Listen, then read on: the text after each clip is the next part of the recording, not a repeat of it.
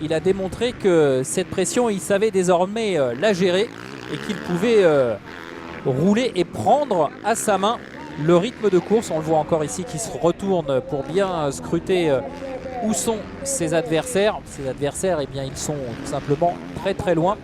Pourtant, il a réduit la ligne. Ouais, il a coupé son effort. Hein. Clairement, il est à 8 secondes Ben Tonley, alors que tout à l'heure, l'écart était de plus de... C'était monté jusqu'à 15 secondes voilà, l'écart. Hein. J'allais plus dire fort plus de la 12 domination secondes. de Romain Fèvre.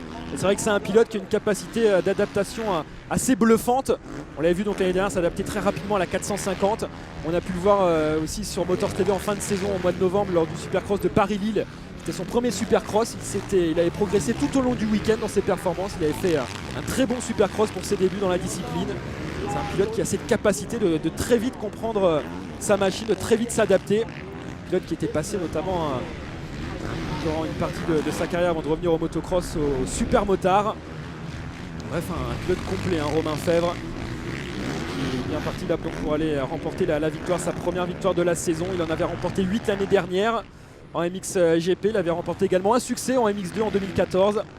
Ça va donc être la 10e victoire de sa carrière en championnat du monde. Allez, le voici, Romain Fèvre dans son dernier tour.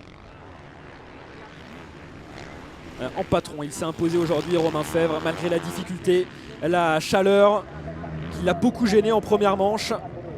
Il a beaucoup souffert, il a fallu se battre pour aller battre Cairoli dans ce duel qu'on attendait depuis si longtemps entre le Sicilien et le Français. Il a battu Cairoli dans la première manche et dans la deuxième manche, il a fait un cavalier seul. Magnifique, bravo, et oui, tous les superlatifs pour Romain Fèvre, brillant encore aujourd'hui.